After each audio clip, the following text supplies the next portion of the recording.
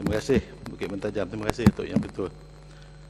Saya melihat bahawa Bukit Mentajam membincangkan tentang bahasa.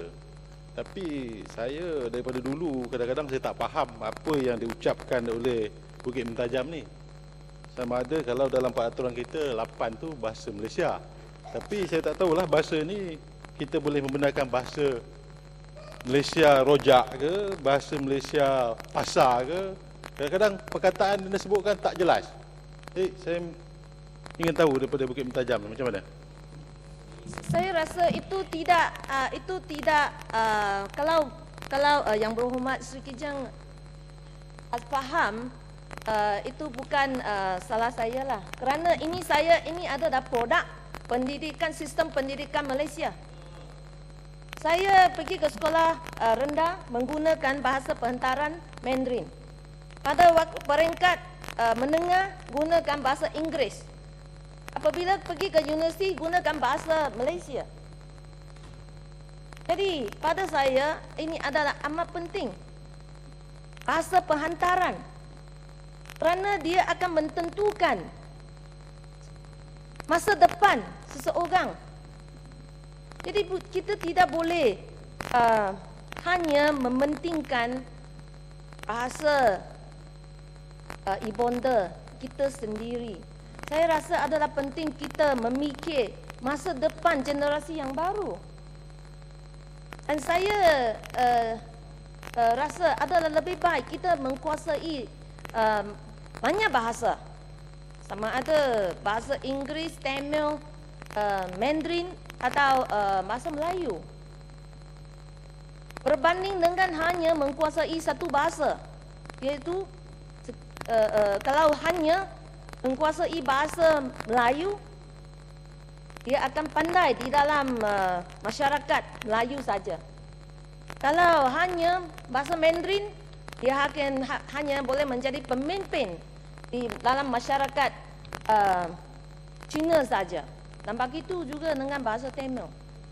Kita lihat bahawa pada hari ini pemimpin-pemimpin bangsa dan antarabangsa, adakah mereka hanya boleh kuasai satu bahasa, melainkan negara Cina yang mereka homogeneous hanya orang Cina atau Jepun?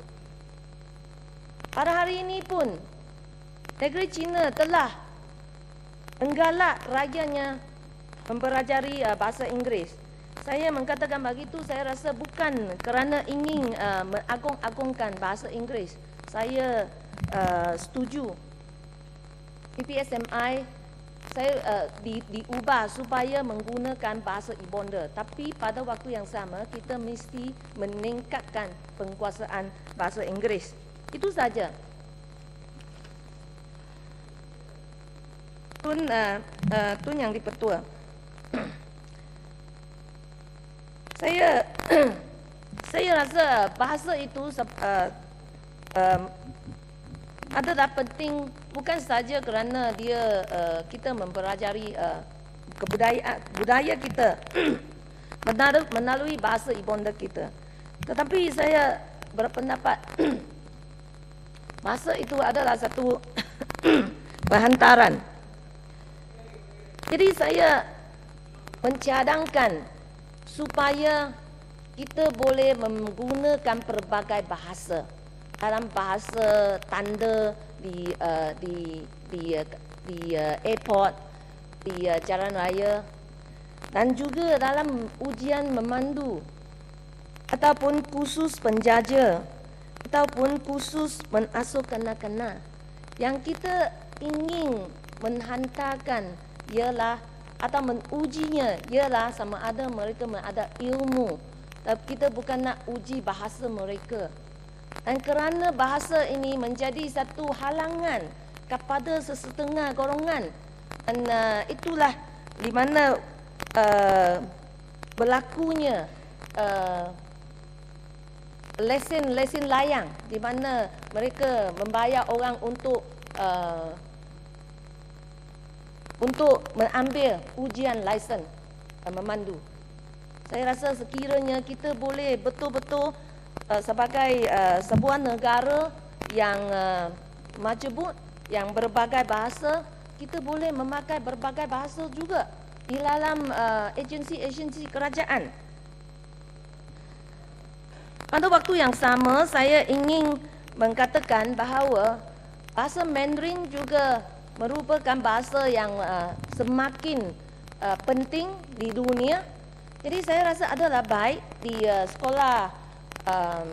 sekolah-sekolah Tamil ataupun di sekolah rendah nasional juga memberi ajaran Mandarin kepada mereka yang ingin mempelajarinya. Khasnya sekiranya mereka tidak dapat belajar bagaimana nak tulis, kalau boleh secara oral, dia pun akan membantu mereka pada waktu mereka nak cari kerja. Oleh yang demikian, saya juga cadangkan bahawa kerajaan memberi peruntukan kepada sekolah jenis kepada semua jenis sekolah dan juga sekolah pendirian menengah Cina di dalam negara ini, kerana mereka juga membantu kerajaan untuk mengeluarkan human resource yang dapat membantu negara ini. Jadi saya juga berpendapat bahawa kerajaan seharusnya sudah sampai masa untuk mengiktirafkan sijil peperiksaan gabungan sekolah-sekolah persendirian menengah Cina ini, supaya kita dapat alternatif untuk mereka yang ingin menggunakan bahasa Mandarin sebagai bahasa penghantaran terus sampai ke universiti. Ini bukan saja orang Cina saja yang pergi ke sekolah-sekolah ini, ada juga budak-budak Melayu yang pergi ke sekolah-sekolah ini. Dan saya juga menyuruh sekali lagi supaya kerajaan mengiktirafkan sijil-sijil ataupun sijil-sijil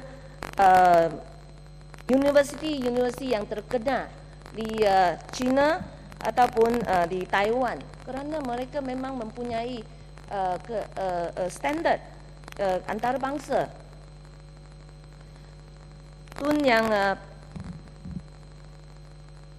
pengerusi, saya mengalu-alukan pemberian peruntukan kepada semua sekolah melalui Kementerian Pelajaran.